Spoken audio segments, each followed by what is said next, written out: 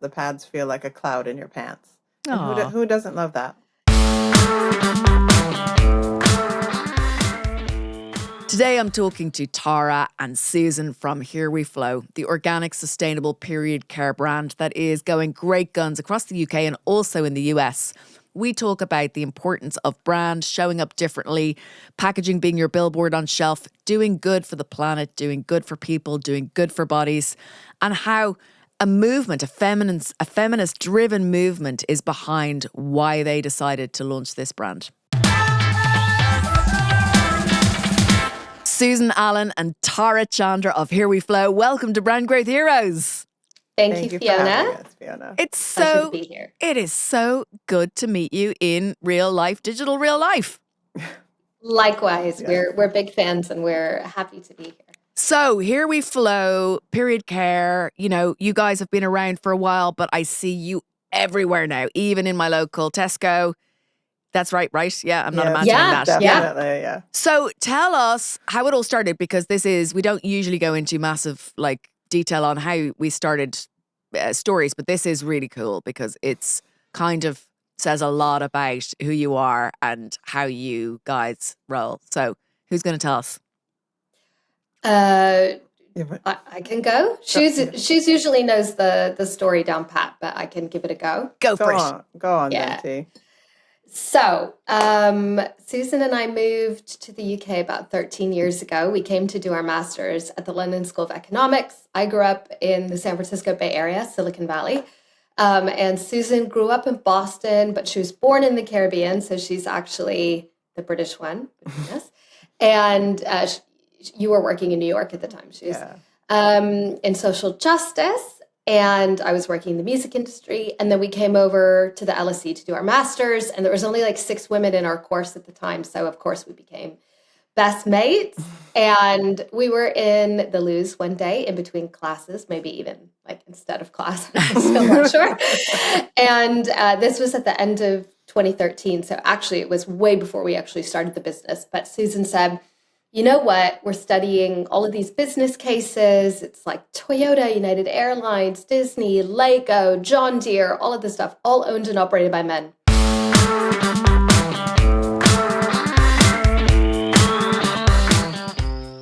Welcome to Brand Growth Heroes, the leading podcast for the founders of Challenger grocery brands. I'm your host, Fiona Fitz. My 25 years at global giants such as Nestle and Challenger brands such as Goo Chocolate Puds, Chobani and Strong Roots, as well as coach to over 400 scaling brands, means I have the experience to ask the questions that truly matter and get you the insight that will inspire you to think differently and drive serious growth for your brand. All the business cases would be like, Thomas had a problem. He was thinking about his P&L. And every single one was like that. And I grew up in Silicon Valley. You know, we had the PayPal mafia, like Peter Thiel, Elon Musk, all those guys that came out of it. Very male dominated. And Susan was talking about all of this and said, we should start a business. We should start the feminist mafia. And I was really up for it. I was this California hippie hipster, half my head shaved and talking to everyone about veganism and regenerative farming and all of that good stuff. And I had the idea for period care because at the time I was, going to a little organic shop to buy my period care. That's what I had done back in LA. But in LA, there's a Whole Foods on every single block. So it wasn't as much of a stretch. And that was what we actually noticed. It was like, hey, I'm going into my local off license or my local Tesco, and both of them will have gluten-free bread, oat milk, natural baby wipes, organic apples, hummus, all of that stuff. But I'm still stuck with Tampax, Tena, Durex, all of that. So it seemed to be a big gap, specifically around women's intimate products. And that was the aha moment. Started the business based on my master's dissertation at the LSE, but that wasn't until years later. We did do the kitchen table thing. I mean, around a flat share in Hackney and so on. So there wasn't much of a kitchen table. It was, a tiny butcher's block stuck into a tiny kitchen with no living space and all of that stuff. So how did you actually were you making your own products when you did that, just like for concepts or what? Or pulling products apart or?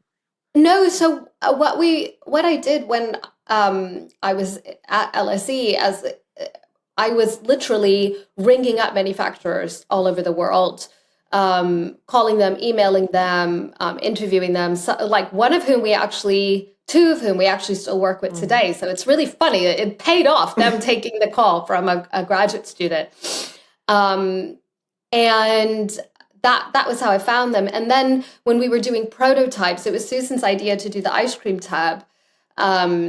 She said, and you can tell the story. So part of it was an inside joke because despite Tara's veganism and lactose intolerance, she always craved ice cream on her period. Yeah. And we'd be on the phone and she'd forget to put me on mute and I'd hear her like digging through the freezer in Tesco to get her Ben and Jerry's. Where's the chocolate chip cookie dough? Yeah. And so when we were trying to figure out what the product would look like, I'm like, I will take the piss out of you for the rest of your life. Put the tampons in the ice cream tub. And she's like, that's going to look terrible, but I'll take one for the team and finish my pint and see. And she did it. And she's like, this actually looks adorable. It looks so good. So cute. But the second piece was we didn't have any money when we were doing this. And I'm like, we're not going to be able to afford a billboard for a very long time. The product needs to be a billboard on the shelf. And that's actually been something that has paid dividends. When we were meeting with our Tesco buyer, he called the ice cream tub a trolley magnet. Now, most people use pads and liners, sort of that's like 75-80% of usage. But that is the thing that stops you in the aisle because it's like, what is ice cream doing in the middle of the period care aisle? It's so true. Although we actually, when we launched in those Hackney off licenses, every time we would walk in with our IKEA bags full of like the product, we always had the store owners, who were always men, be like, is this ice cream? What's going on? I'd be like, no, they're tampons. They're like Tampax, but they're made from organic cotton. And just try if you want to buy a case. And they'd be like, okay, I'll try it. Can I just ask, why were you selling tampons to off licenses? Because in Hackney and Islington, where we lived, the off licenses have everything. They're like, that's where you do your daily, multi-weekly shop. Maybe you get on the bus to go to Lidl or Tesco or Morrison's or Asda once every 2 weeks or so. But most of the time, you're just every single day you'd go to your off license. Is that like a convenience store? Mm-hmm. They'd be convenience stores and off licenses. Okay, I had no idea. And they'd just be selling, every cool new organic brand. Because a lot of us started in Hackney, Pip and Nut was down the street from me, and lots of different things. Like Minor Figures was up Minor Figures was up the street from me. It was kind of that vibe. It was such a special place to be. And actually our products say dreamed up and designed in Hackney on the bottom of it, because that's such an important part. And all the shops were family owned, which was really important for when you get your product off the ground. 30% of our business is in the States now, but primarily from one retailer. And, one or two. But I often say we couldn't have done this in the States because there are so few family-owned shops. It's very corporate dominated. And we probably got to around 30 stores, and locally, Hackney, Islington way, and built out a nice sort of community and got lots of feedback, product market fit. Of course, you sold one product, like one case of product every 3 months, 2 or 3 months. But then it started to build and build and build, and it was really cool.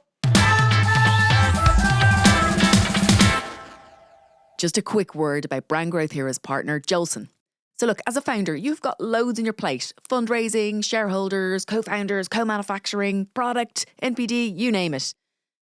Scaling is really complex, and the legal side of scaling can be really complex too. Who your legal partner is really matters, because it's not something we can afford to get wrong. That's why I work with Jolson. Jolson have worked with brands like Little Moons, Trip, Two Chicks, Grays, Cross to Malika, and they've even advised the innocent founders on their sale to Coca-Cola. And they still work with them today at Jam Jar. And for me, it's not just that they're brilliant at what they do, but they're also really good people. They care about founders, they care about doing things properly, and that really matters. And they're also one of the few law firms that's both B Corp certified and a member of 1% for the Planet. Recently, I asked one of Jolson's managing partners, Phil Halesmith, to talk to us about how Jolson supports female founders on their scaling journey. We're fortunate to have worked with loads of female founders who've had some very successful businesses, raised huge amounts of capital, and are happy to give back. And that's part of what we're trying to do in terms of running a regular program that supports them both here in the office, but also enabling them to actually access getting VC financing. If you'd like to find out more about Jolson's female founder club, Hercules, why not go to their website www.jolsonlaw.com or send a quick email to hello@jolsonlaw.com. You're not going to believe this, but Jolson is actually offering a free legal consultation to any founders who listen to Brand Growth Heroes podcast, and I would definitely take them up on it. You'll find a link to book now directly here in the show notes below, or just drop a comment underneath the episode and I will connect you with them directly. And now let's get back to the show. That's incredible. So what was your first chain store? Was it like a group of stores or was it a retailer, or how did that breakthrough happen? So probably, and I'll take this because between us, so Shoes does brand and marketing and I'm more commercial P&L, that kind of thing. Yeah. There were some of those organic stores because then some of those convenience stores or local grocery stores or off licenses, the same family would say, oh, actually, like my cousin owns one in, Belsize Park or in, Walthamstow or something. So you did sometimes get small chains. But really, the question I think you're asking is in 2018, I think. So before we had properly started, because we properly started in 2020. 2018, 2019, it's all blurry. WH Smith Travel was the first to say, here, we're going to put you in 100 stores. And that was great for us. And the buyer, period care buyer at WH Smith had just come from Tesco. And she said, I want to launch you because otherwise I know that in a year or two, I'm going to be knocking at your door trying to launch you. It was very kind of her. And then at the end of 2019, we did a small launch with Boots. I think it was like 30 stores. And it turned into like 400 stores a couple months later in the middle of COVID, and then everything shut down. Can I ask, was that when you were on like a special end for new products in Boots in FemCare? Was there like because I remember buying you as it was, you were being highlighted as a brand they were supporting. Sustainable toiletries. Thank you. Yeah. I bought you because of that special end, and I brought it home because I thought it was such fabulous packaging. I loved not only the fact that it was like an ice cream tub, a mini ice cream tub, but there was gold on it, wasn't there? You're talking about our non-applicator tampons. Oh, R.I.P. gold tub, gold lid. So see, I remember that, and I don't remember much, to be honest. But that was just a wonderful experience, and I had it on my shelf behind, because that was the time just before lockdown when I then started what used to be the growth strategy program before it became Brand Growth Heroes Accelerator and then the mini MBA. And it was on all my early videos, have that tub on my bookshelf behind me when I'm recording all the videos for all of the works.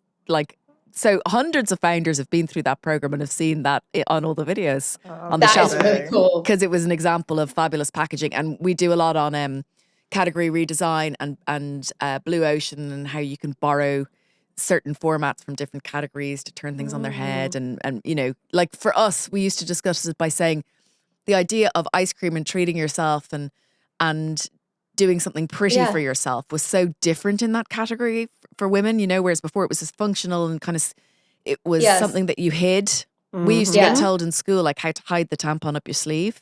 Well, first of all, in my school, you weren't allowed to use tampons. It was like, it was, this is Irish. Virginity. It wasn't so much, they weren't that bad, but it was more. No, but a lot of diasporas I know. have that story, No, I get that there was, but my school wasn't particularly that bad, but they didn't think it was very ladylike, But they said, if you absolutely have to, then, this is how you hold it and you put it up your sleeve, It was that kind of to be ashamed, Whereas I bought it for my daughter as well because I was like, Here We Flo, on your desk with your pencils, and it's really pretty. It's really pretty. So, okay, so you got in and obviously then you got your 400 stores and things have been flying since then. So how national are you now? So we are full chain with Boots. We've had a phenomenal relationship and growth journey with Boots. We've been full chain with them for a few years. one of their category leaders. They've been just brilliant partners in terms of really caring about innovation, and they took a big risk on us launching us. And they had another organic brand, I think, at the time, and they have others, but they've been really great about working with us on where we see innovation coming, what we want to do next, how we want to grow, the way we want to show up in stores. So they were one of the first retailers that let us do the amount of education that we wanted to do on the shelf, which before challenger brands hadn't done. And even the big ones did it more around promotion. Yeah. And for us, we wanted to talk to people about not what was just in the products, but also, how heavy is your flow and what do you need and so on. And so that was great to work with Boots on. With Tesco, it's something like up to 1,000 stores. We've got a good number of products with Tesco, over 10 products with Tesco. So it depends on the product. The core ones are in 800 to 1,000 stores. Sainsbury's is a couple hundred stores because we launched with them and they haven't had a range review yet, but it is coming. So we're very excited to grow with them. Yeah. And then Asda, we launched with last year in a smaller tier of stores, but we've had a fantastic experience with Asda as well. So we're looking forward to growing with them again. Yeah, and I'd say we're also with Superdrug, and we're full chain with Holland and Barrett. Wow. I think Holland and Barrett and Boots launched around the same time, and we've had great journeys with them. I mean, Holland and Barrett isn't a period care destination, but it is a better for you, better for the planet. Yeah, destination. So great for discovery, I think. Great I for hear discovery. that a lot from people saying, "Oh yeah, I was there getting my supplements, and I saw this and just bought it, and I love it." So. Yeah. So Susan, talk to us about what the brand stands for. And I see on your website, which is beautiful, by the way, that you do so much good work. You have so many collaborations with different initiatives and charities. Talk to us about what's the change you guys are trying to make in the world? So our vision is to create a world where people are crazy confident in their messy moments instead of feeling shame and stigma. So this whole hiding the tampon up the sleeve thing is very anti-Flo. Like we don't support that. And that was part of the bright pink. Like I don't think either of us really cared about bright pink as a color before, but it was about making it bright and trying to bring sunshine and a bit of like levity into something that is not always enjoyable and is a lot about sort of being hidden. And it's natural things. It's what our bodies do. We should be able to talk about it. And for us, I think it sort of connecting it to a health message, I think people can say, oh, like it's not a big deal if you're hiding your tampon or your pad up your sleeve. But how we've seen that manifest is that people then, they don't ever talk to their, feel comfortable talking about their periods, and they're experiencing all these symptoms and pain. And then it's like you have endometriosis or you have PCOS. And then you get into the GP's office and you don't feel comfortable sort of advocating for yourself because women's health is so under-researched. Your GP might not know what's going on with you. And so you might need to ask for a second or third opinion to really get support. So there is this wider message and impact that we're trying to have as well. Our sort of key demographic, who we lovingly call our Gen Zennial, sort of 18 to 34, they are much more outspoken on these things. They're chronically online. And so we talk to them through memes or through working with other social gynaes online, just making sure that we're educating with them in ways with information that they can trust, because there's lots of things floating around on TikTok and Instagram that are incorrect.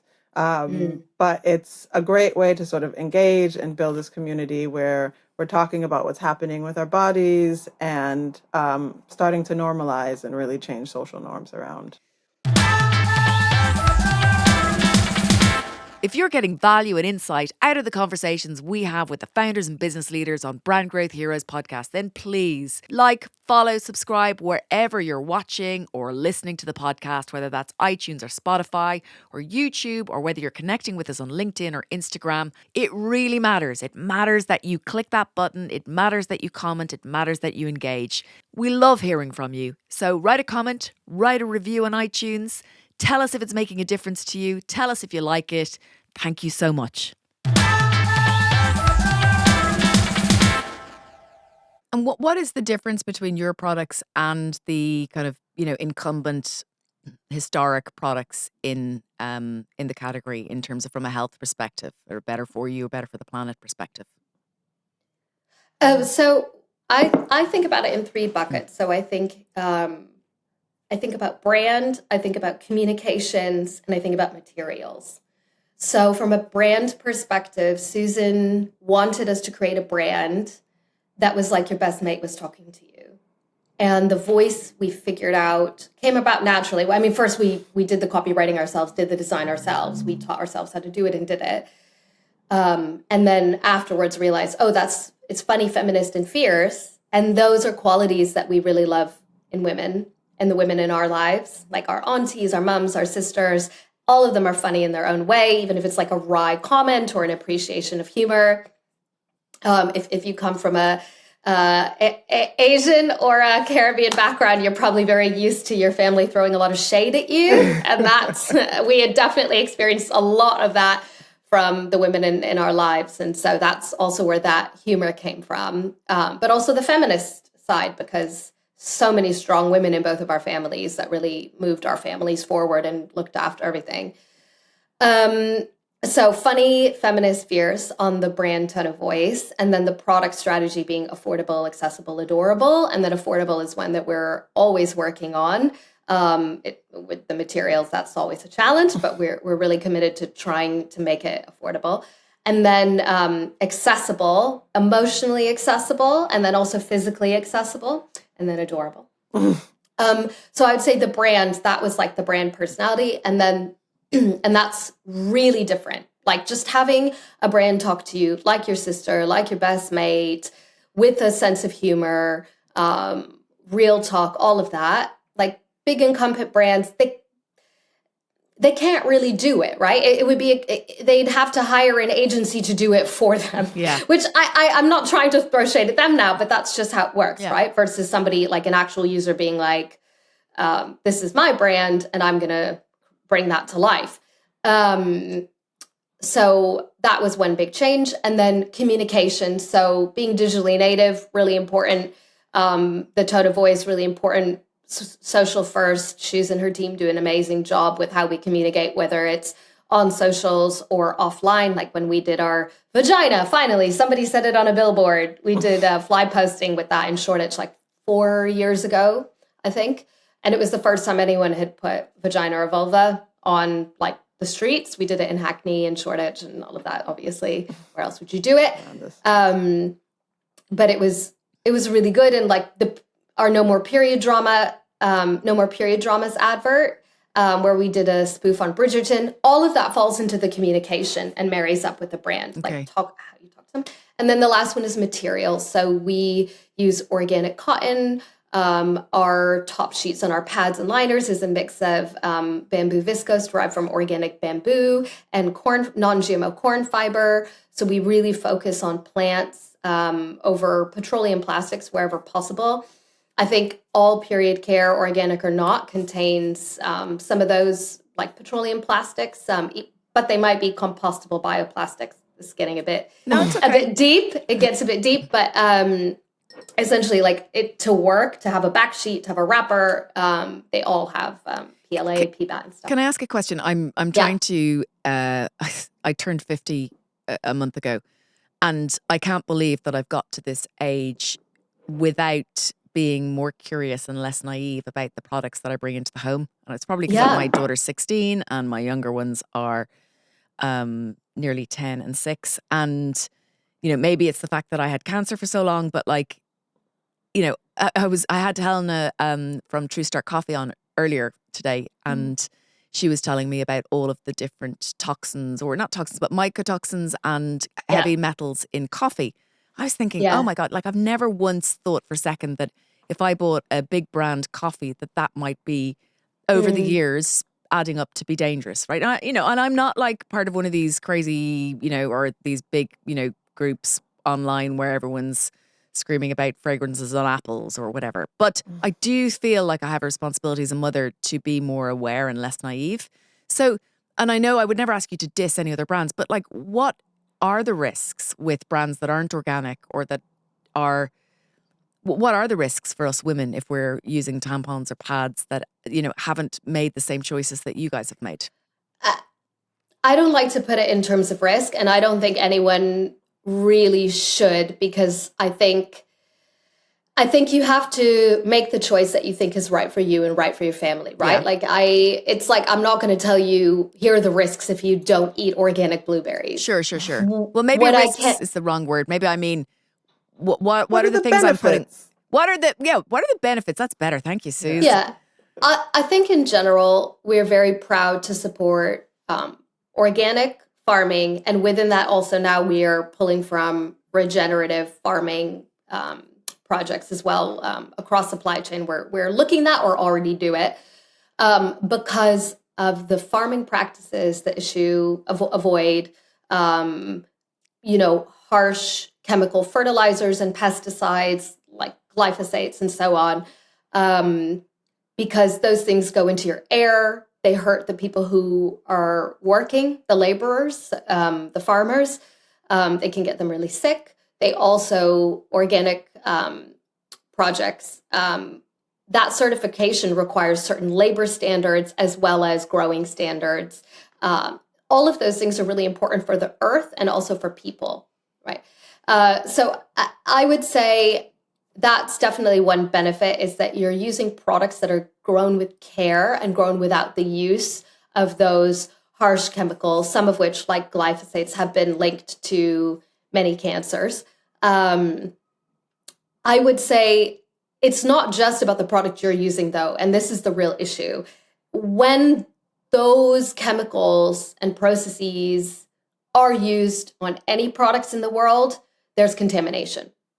So it ends up, you might think you're buying organic wheat and your bread ends up with those residues on it. That's why people get so freaked out. It's because these heavy metals and chemicals seem to be everything and everywhere. And they are, because of how they creep in the environment, in our water systems, in our soil. So I would say, and I really don't want to scare people, I would say all we can do is vote with our own pounds and vote with our own dollars and say, which kinds of products am I choosing to support? So when I'm buying organic, if you can afford to, and that's the problem, at the moment, because of their smaller scale and higher input costs, it's not affordable for everyone. Totally understand. I'd say when you do that, you are helping create a safer world for everybody. And I would even look 10 years ago at the practices, farming practices and products that were available 10 years ago. It's very different today. So I'm much more optimistic. I do think that everyone in the world recognizes these issues and is starting to take actions. And for period care, I think people feel that it's a very emotional area because it's your reproductive system. It's your intimate health.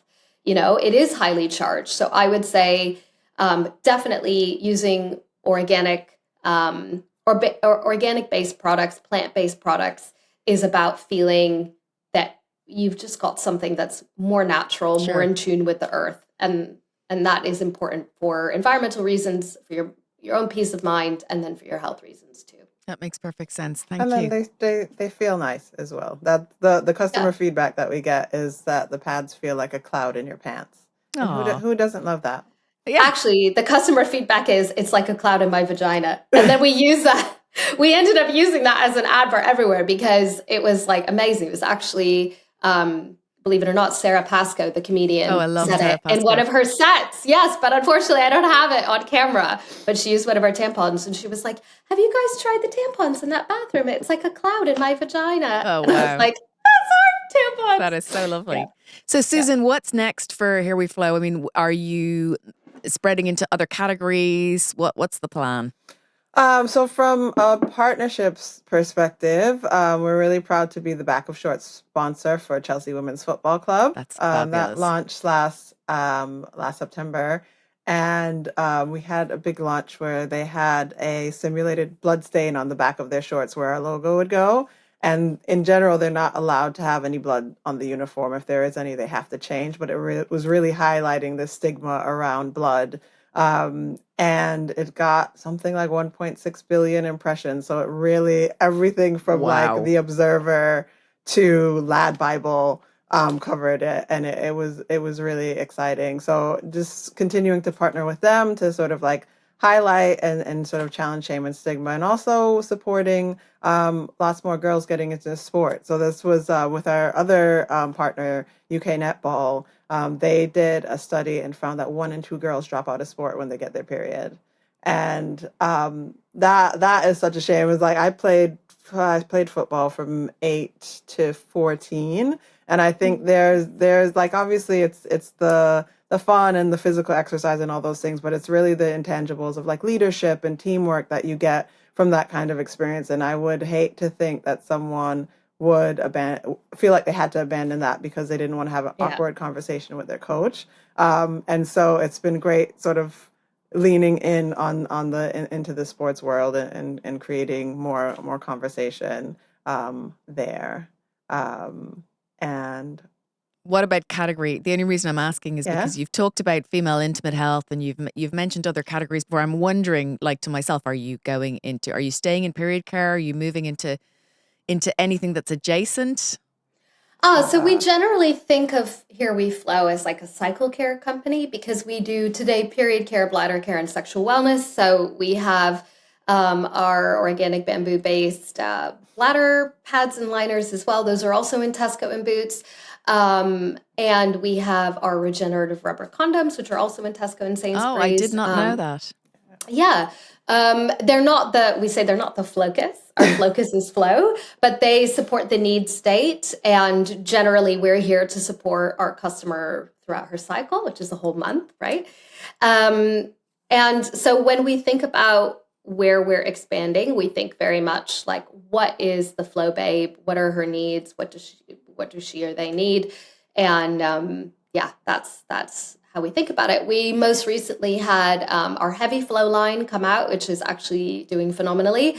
So we have our day pads, our night pads, and our combo pack of pads. Our combo pack of pads and tampons are sort of the original products that we did. It helped save space on the shelf. It was a real first to the category. The incumbents hadn't been doing combo packs like that.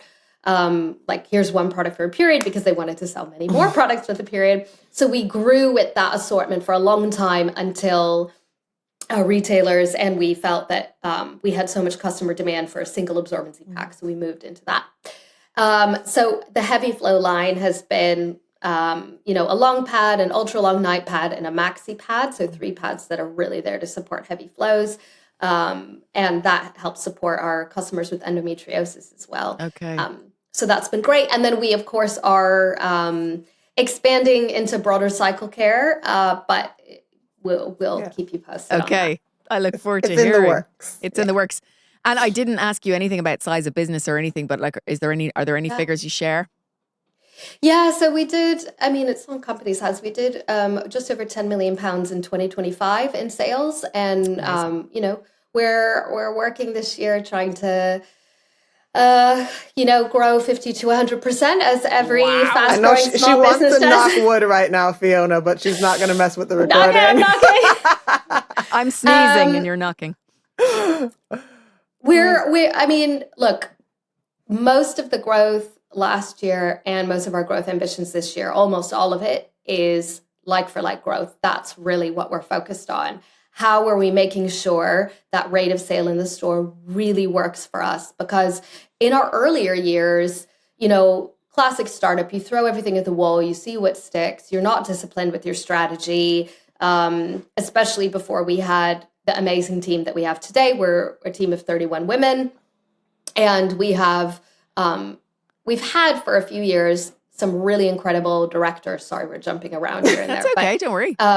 we have an amazing COO, we have an amazing chief of staff, like FD, director of ops, who's been with us for 5.5 years, and marketing director, like commercial director, obviously.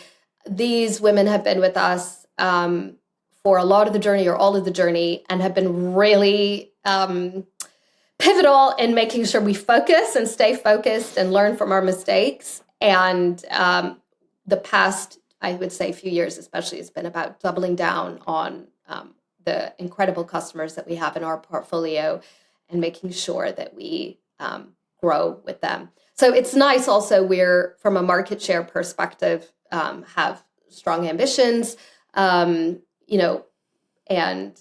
it's to really grow your market share. Actually, it's a lot about growing with the partners that we have today. So making sure that we make everybody happy who has been kind enough to partner with us. Well, I love the focus on increasing your rate of sale. I mean, that's brilliant. It's not, growth is not just coming from distribution, but it's also growing where you are. That's amazing. Exactly. And in our category also, it can't really come from MPD to a certain extent. Like we really are keen to build the trust and reliability within period care. And one thing I wanted to say that we really think about from our materials, it's a question you asked before, is, how do we walk that line of reliability and responsibility? So a period care, a pad, a tampon, it really has to work. And we actually learned a lot of this from bladder care, right? Like, if your product lets down your customer, you will lose that product forever, that customer forever. So if your product fails, you will lose that customer forever, because people don't want to leak. And it's very high stakes for bladder care, and still quite high stakes for period care. So making sure that you have the products that are really efficacious, which was quite different, more of that incumbent approach, but also very different from the challenger brands before us. So this is really how we think about it in terms of rate of sale as well. You will keep your customer and you will grow with them if your products work. And from an MPD perspective, within your subcategory, you're limited. There's only so many pads you need. Mm-hmm. There's only so many tampons that you need. Only so much shelf space as well. Almost only so much shelf space. So you really need to make sure that your core products are working. And then when you build your trust in your core, to go outside of that and think about what else your customer needs from you. Yeah, so focusing on the customer and their needs. Well, look, ladies, it's been absolutely brilliant having you on today. Thank you so much for sharing the story of Here We Flo. You're really inspiring. I'd love to be sitting in your office with the 31 women and being a fly on the wall to see how you will focus on driving this growth and making the change that you're trying to create in the world. So thank you so much for coming on the show today. Thank you for having us, Fiona. You are welcome anytime at the Fempire headquarters. I'd love to. Where is it? London, Liverpool Street. Okay. Yeah. Okay. Well, you never know. I might drop by. Thank you so much. Thank you. Thank you. Bye. I love that story. From their table in Hackney, from their LSE masters meeting in the toilet and discussing the fact that their case studies were all about male-led businesses.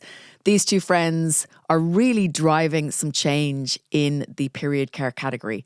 And it looks like they're being really successful, not only in period care, but also in bladder care and in sexual wellness as well.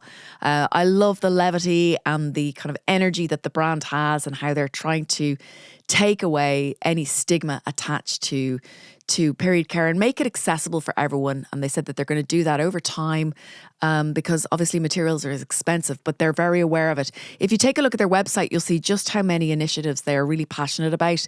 Everything from endometriosis, they give 5% of their profits to the planet.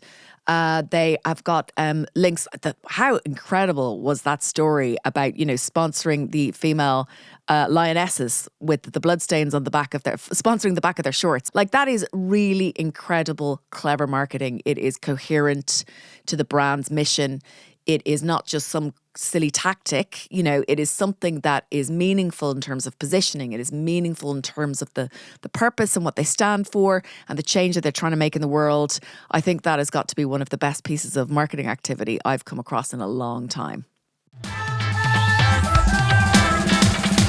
Loads goes into the planning, preparation, production, and particularly editing and sound engineering around Brand Growth Heroes episodes. So my first thanks to my tech guru and sound engineer, Jip again of Ballagroove, and also to the rest of the Brand Growth Heroes team who all put in so much hard work to bring these episodes to you.